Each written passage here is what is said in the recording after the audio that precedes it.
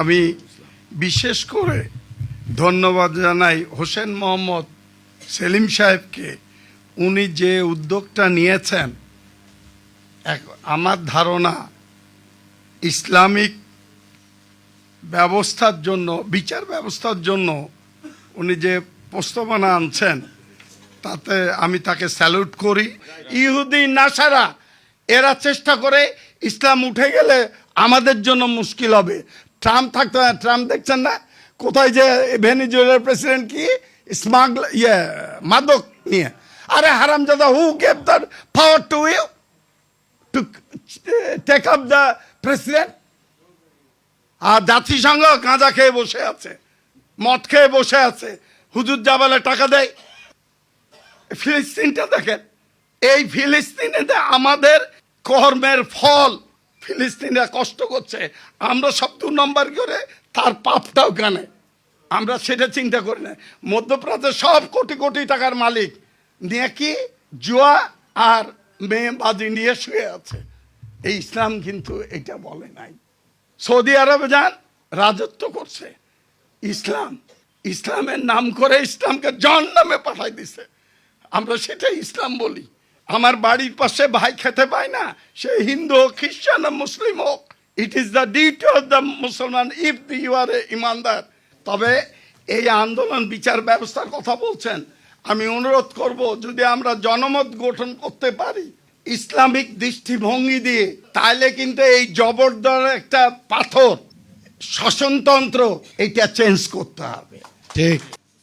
হোসেন মোহাম্মদ সেলিম, যিনি তৌহিদ জনতার আন্দোলনের দীর্ঘদিন যাবৎ কাণ্ডারি হিসাবে, রাজপথের সেনাপতি হিসাবে আন্দোলন করে যাচ্ছেন ইসলামী রাষ্ট্র ব্যবস্থা কায়েমের জন্য, তার জন্য আমি সকলের পক্ষ থেকে সকলকে করতালি দিয়ে তাকে অভিনন্দিত করার জন্য অনুরোধ করি।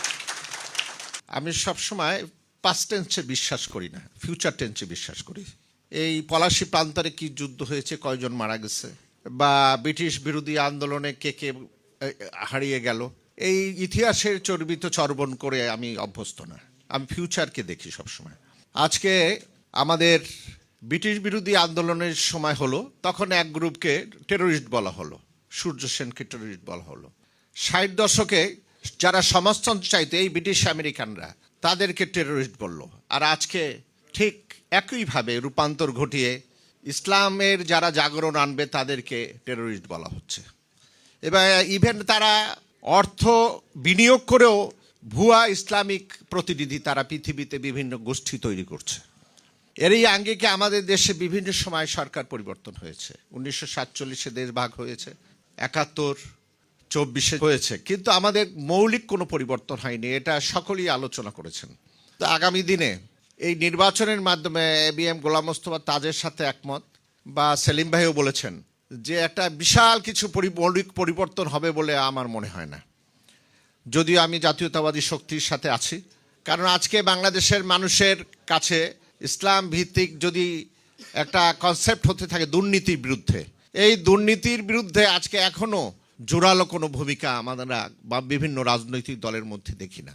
তা আজকে সংক্ষেপে আমি বলবো, আজকে এই যে হিজবুত তৌহিদ যে জাগরণ আনার চেষ্টা করেছেন, ইসলাম মানে শান্তির ধর্ম এবং ন্যায়পরায়ণ, ন্যায় বিচার ব্যবস্থাকে দলীয়করণের ঊর্ধ্বে থেকে আগামী দিনে সুন্দর আন্দোলনে একটা রেনেসা, ফ্রান্সে যেমন একটা রেনেসা হয়েছে, হিজবুত তৌহিদ একটা জাগরণের একটা সেতু বন্ধন তৈরি করবে, এই আশাবাদ ব্যক্ত করে আমি আমার সংক্ষিপ্ত বক্তব্য শেষ করছি।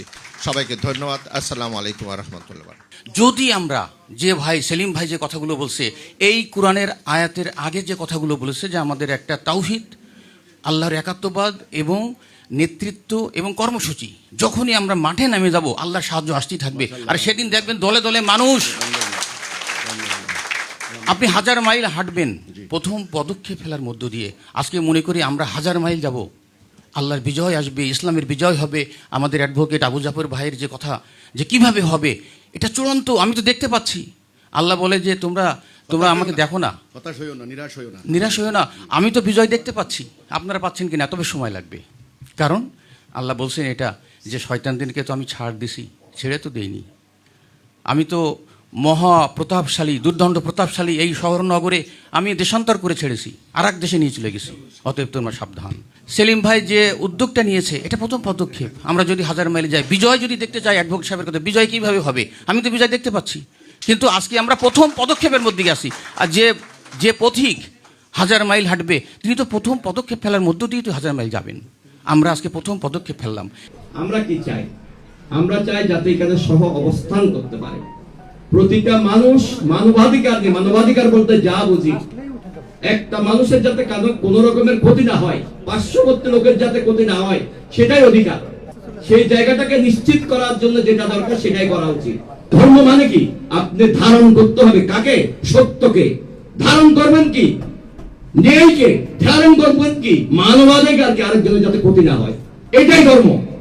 আমি ধন্যবাদ জানাই আমির মহোদয় সেলিম সাহেব, উনি কিন্তু এই বিষয়ের উপর বক্তব্য রেখেছেন এবং জোর গলায় বলেছেন। আমি মনে করি সবাই এইভাবে যদি আপনারা বলতে পারেন, সারা বাংলাদেশের অন্ততপক্ষে মানুষগুলো যারা ধার্মিক, যারা প্রকৃত মুসলিম, ইসলাম ধর্মকে যারা ধারণ করেন, অবশ্যই অবশ্যই আমি মনে করি একজন মুসলমানের কাছে আরেকজন কিন্তু অবশ্যই সে কিন্তু নিরাপদ। আজকের যে আলোচনাটা আমাদের জন্মের পরে, আমার মনে হয় আমাদের যেসব ধর্মীয় প্রতিষ্ঠানগুলা, মসজিদ, মাদ্রাসা বা যত বড় বড় মাহফিল আছে, কোথাও আমি এইভাবে কোরআনের উপর আলোচনা কোথাও শুনি নাই। যদি মসজিদ, মাদ্রাসা, ধর্মীয় প্রতিষ্ঠানে এইসব জায়গাগুলোতে যদি আল্লাহর কোরআনের কি আছে, শুধু কোরআনের উপর যদি আলোচনাটা আসে, তাহলে আমাদের একটা উপলব্ধি আসতো, কিন্তু সেটা কোথাও নাই। তারা রাজনৈতিক আলোচনা, মানুষকে খুশি করার আলোচনা, কমিটি তাকে নিয়োগ দিয়েছে, কমিটির ওই যে পূর্বপুরুষদের জন্য দোয়া করি, মোনাজাত করা, এইটা ছাড়া আমি আর কিছু দেখি না। আমাদের সেলিম ভাই বলছে এগুলা অত্যন্ত প্রত্যেকটা কথাই গুরুত্বপূর্ণ এবং ভালো, কিন্তু ওটা বলার জায়গাও নাই, কেউ শুনতেও চায় না। আমরা বলছি যে ব্রিটিশরা তো শাসন ক্ষমতায় ছিল কারণে তারা তাদের আইন আমাদের উপর চাপিয়ে দিতে পেরেছে। তারা যদি শাসন ক্ষমতায় না থাকতো তাহলে কোনোদিনই তাদের কোনো কর্তৃত্ব সাংবিধানিকভাবে আমাদের প্রতিষ্ঠিত হইতো না। তো সুতরাং হিজবুত তৌহিদ যে আন্দোলন করেন, যে তাদের দলের মধ্যেই আবিধানিক অর্থে বোঝা যায় যে একত্ববাদের দল, যে একত্ববাদ প্রতিষ্ঠার দল। এই একত্ববাদ প্রতিষ্ঠার দলকে তাহলে সমাজের, রাষ্ট্রের নেতৃত্ব দেওয়ার জায়গায় পৌঁছলে তাদের এই মতামতটা এই দেশে কার্যকর হওয়ার বা আল্লাহর আইন অনুযায়ী বিচার হওয়ার পর্যায়ে যাবে। সবাই যেটা বললো যে ওই একটা ব্যাপার সবার খুব টাচ হয়েছে। আপনাদের হোসেন মোহাম্মদ সেলিম ভাইয়ের মুখে থেকে যে কথাগুলো আমরা শুনলাম আজকে, সেটা আমাদের মসজিদের ইমামরা তাদের মানে মিনমার থেকে বলে না। এই জন্য বলে না, ওটা আমাদের হাসান ভাই বলে গেল, তারা তো একটা চাকরিজীবী, তারা তো একটা প্রতিবন্ধকতার মধ্যে থাকে, তাদের চাকরি যায় আসে, কমিটির উপরে নির্ভর করে, ওনারা অনেক কিছুই বলতে পারে না বা বলা যায় না। কিন্তু আমাদের হোসেন মোহাম্মদ সেলিম ভাই ইসলামটাকে যেভাবে উপস্থাপন করলেন, যেটা আমাদের হওয়া উচিত ইসলামী রাষ্ট্র, ওইটাকেই বলেছে। উনি কোনো চাপে বলে নাই বা উনি স্বাধীনভাবেই বলেছে, এই জন্যই উনি পেরেছে। আমাদের সেলিম ভাইয়ের এই প্রস্তাবনায় বলা আছে যে মহল্লা ভিত্তিক বিচার ব্যবস্থার কথা, সালিসি পরিষদ। আমি পুরনো ঢাকার ছেলে, মানে দাদার আমল থেকে 217 লালবাগ রোডে আমার বাড়ি, লালবাগের লোক। আমাদের দাদার আমলের তৈরি একটা ক্রিশ্চিয়ান ক্লাব আছে এবং আমি বর্তমানে লাস্ট 10 ইয়ার্স যাবৎ একটা ওই আমাদের সালিসি পরিষদের প্রধান হিসেবে কাজ করতেছি। যখন আমি আমার ক্লাবের সালিসি পরিষদটা পরিচালনা করি, একদম হোসেন মোহাম্মদ সেলিম ভাইয়ের প্রথমেই আমার ইসলাম দিয়ে ওদেরকে কনভিন্স করতে হয় যে এই ইসলামে এটা বলা হয়েছে, এটা তোমরা ভাই ভাই মিলে থাকবা, এবং এরপরে আমার বিচার কার্যটা পরিচালনা করতে হয় এবং ওইটা খুবই ফলপ্রসূ হয়। আমার মনে হয় এই ক্ষেত্রে প্রতিটা মহল্লাতেই সালিসি পরিষদটাকে স্ট্রং করা উচিত। হিজবুত তাওহীদ এই সংগঠনের অনেক দাওয়াত আমি চলার পথে পাইছি, কিন্তু ব্যক্তিগতভাবে আমি বিষয়টা ওই রকম আমলে নিতে এতটা এগ্রি ছিলাম না, বাট আমি সামটাইমস এই হুসাইন মোহাম্মদ সেলিম ভাইয়ের বক্তব্যগুলা আমি আমার চলার পথে আমি অবজার্ভ করতাম। তো সেই ক্ষেত্রে যে সেলিম ভাইয়ের অনেকেই কোশ্চেন করেন, অনেকেই যে উনি যে সঠিক আনসারগুলা অ্যাপ্লাই করে যাচ্ছেন, সেই জন্য ওনার প্রতি এটা রেসপেক্ট। আজকে এই হাউজে আমি বলে গেলাম, ওনাকে আমি মাইন্ডলি রেসপেক্ট করি বিদায় আমি এখানে আসছি। আমি বইগুলো পড়েছি এবং আমাদের সেলিম সাহেবের ইউটিউবে বক্তৃতা আমি শুনি সব সময়। ওনার এইরকম লোক বর্তমান আমাদের বাংলাদেশে নিরপেক্ষ কথা বলা এবং যে সাহসী ভূমিকা নিয়ে কথা বলেন অরাজনৈতিকভাবে, আমি খুব কম লোক দেখি যে নিরপেক্ষতা এবং এই সাহসী, আমার খুব ওনাকে পছন্দ করি এই কারণে। অনেকে বলেন যে ইসলাম আসলে এই জায়গা হিন্দুরা থাকতে পারবে না, অন্য ধর, এটা আমি বিশ্বাস করি না। আমি মনে করি, শোনেন, এটা আমার ব্যক্তিগত কথা, হয়তো আমার কমিউনিটির লোকজন কালকে হয়তো আমার বিরুদ্ধেই লাগবে। আমি যতদূর জানি রসুলুল্লাহর যে সমস্ত এই অন্য ধর্মের লোকের প্রতি যে সমস্ত কথা বলে গেছেন, আমার মনে হয় না যে অন্যান্য ধর্মের মধ্যে এই কথাগুলো আছে। ওনার এটা অসাম্প্রদায়িক। আমি দেখি যে ইসলামের যে আসল আদর্শগুলো সমস্ত ধর্ম বর্ণের লোকের করার ব্যবস্থা আছে।